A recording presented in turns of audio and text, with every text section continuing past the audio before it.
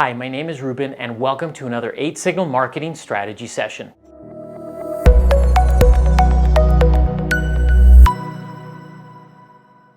We covered a lot of ground in the last video, and now you know a lot more about your persona, who they are, their motivations, both positive and negative, and their key purchase drivers. The last step to completing your buyer persona is to define your persona's before and after states. So, why do you want to create a before and after for your buyer persona? To put it simply, people don't buy products or services, they buy transformations. For example, people buy a gym membership to transform their bodies. They buy clothes to transform their appearance or elevate their social status. People buy marketing certifications to transform their career or business. Right now, your persona is in an undesirable before state. They might be in pain, bored, unsuccessful, frightened, or unhappy for any number of reasons, like having to work late on a Friday. Okay? We want to find out what your persona is experiencing before purchasing your product. We want to acknowledge their before state. That's what we call having empathy. You're letting them know you know where they are. We're meeting them where they're at. But we don't want to just leave them there. We show them that you know where they want to be. You solve their problem so they're free of pain, they're entertained, successful, unafraid, and unhappy. That's where your company comes in. In other words, your product is the delivery mechanism that gives them the transformation they seek. As we go through this process, it's worth repeating this marketing truth. People don't buy products or services, they buy transformations. A successful product or service delivers the after state that your persona wants. And good marketing speaks to that transformation from the before to the after. Getting clear on the desired outcome your offer delivers is fundamental to the success of your business. And that's exactly what we're going to dive into next. So we can pinpoint the value you bring to the marketplace by understanding the transformation that your company, products, or services offer. Whether you think of your buyer persona as an onion, an ogre, or a cake, they all have layers. And we're going to start peeling back those layers, 5 layers to be exact. These are have, feel, average day, status, and good versus evil. Average companies only articulate what a customer will have if they purchase their product or service. Great companies speak to the transformations around how the customer will feel, how their average day will change, how their status will elevate, and how they'll solve an evil in the world, making them a real-life hero. This is exciting because we're going to map out how you move each of your customer personas from their unhappy before state to their desired after state. Knowing this is going to help us hone your message and lead to your desired results. And I've got some more good news. We can reference the answers from the previous 4 sections of the buyer persona. We've already started thinking about some of this information. For clues to your persona's before state, take another look at the frustrations and fears and wants and aspirations for your persona's after state. Keep that information in mind as we go through this next section. Let's get started. Start by asking the most basic question. What does your persona have right now that they don't want? Or vice versa. What does your persona not have right now that they want? Here, we're focusing on the features and benefits of your offer as seen through the lens of your target persona. As a reminder, this thing should be as relevant to your product or service as possible. For example, a potential donor for a nonprofit has money to support a nonprofit, but doesn't know which nonprofit to support. A homeowner has outdated and non-functional electrical wiring in his home and needs an electrician to help fix it. Last example is a business owner who isn't getting results from their marketing efforts and doesn't understand why. Think about how that thing makes your persona feel. What is their emotional state? You might have heard it say that your message needs to have more emotion. Well, in this step, we describe the emotion that they're experiencing so that the marketing messages that we write will speak to that emotional state that they're in before they get to experience your products and services. The donor might feel frustrated that she can't find an organization that she trusts that also aligns with her values. The homeowner might feel powerless, no pun intended, and embarrassed that his home isn't up to par. The small business owner might feel overwhelmed by the digital world and anxious for a solution. Next, describe how the situation and how they feel about it affects an average day in your persona's life. What story or narrative do they keep telling themselves? What thoughts are on repeat? Storytelling is a great way to draw your audience towards you when they can relate to those stories. You can be hypothetical, or you can tell an actual story about one of your customers. Be sure to watch the chat books video for a great marketing example of an average day. In our examples, the donor is stuck in a rut in the daily grind. She's just going through the motions and mentally relives her college days when she was involved in causes that she believed in. The homeowner wakes up at 6 a.m. and by 7 a.m. he's already had to reset the circuit breaker because it got overloaded again, even though he already paid an electrician to fix the problem. The business owner is getting left behind as technology is changing so fast, and her entire day is a constant state of putting out fires just to keep the business running. Okay, so now describe how the previous 3 states affect their status in a negative way. I first heard a Napoleon Bonaparte quote from Ryan Deiss, the founder of Digital Marketer. A soldier will fight long and hard for a bit of colored ribbon or a petty distinction. Had I but enough ribbon, I could conquer the world.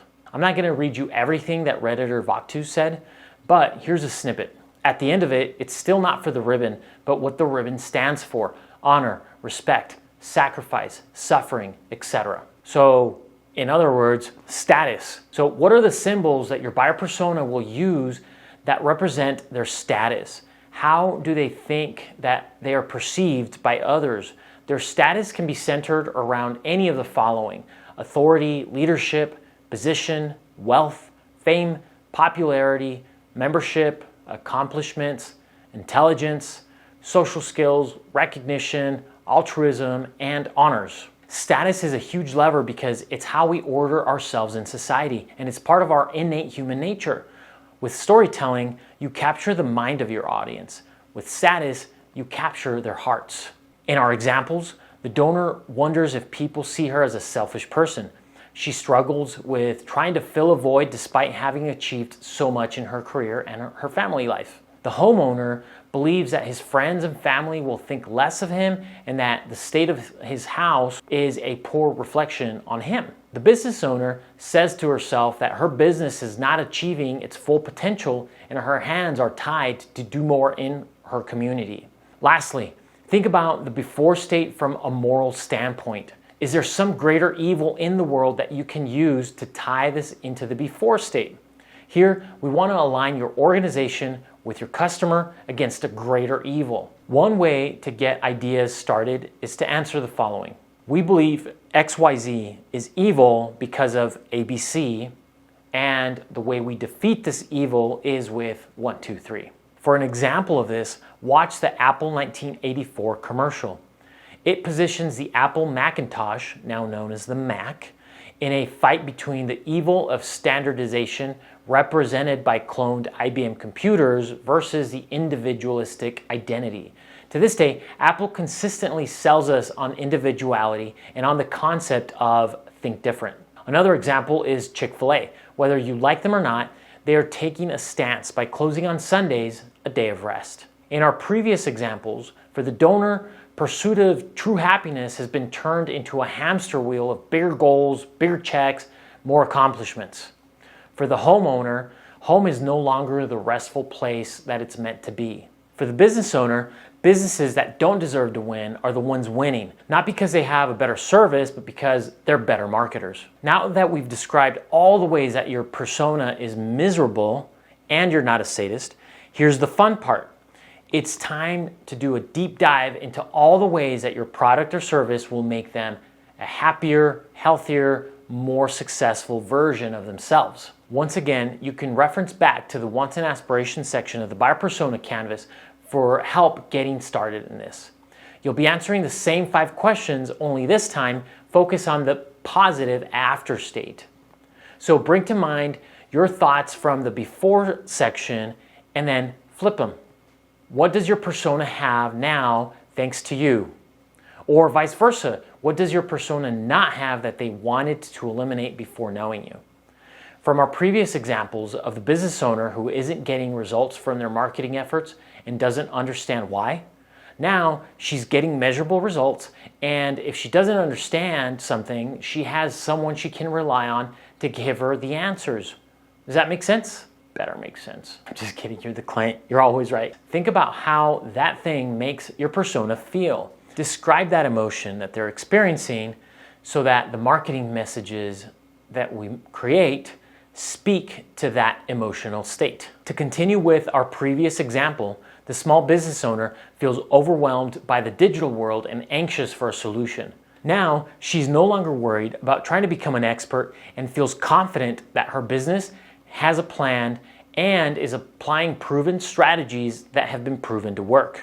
Next, describe how the situation and how they feel about it affects an average day in your persona's life. What new thoughts are on repeat now that you're in their lives?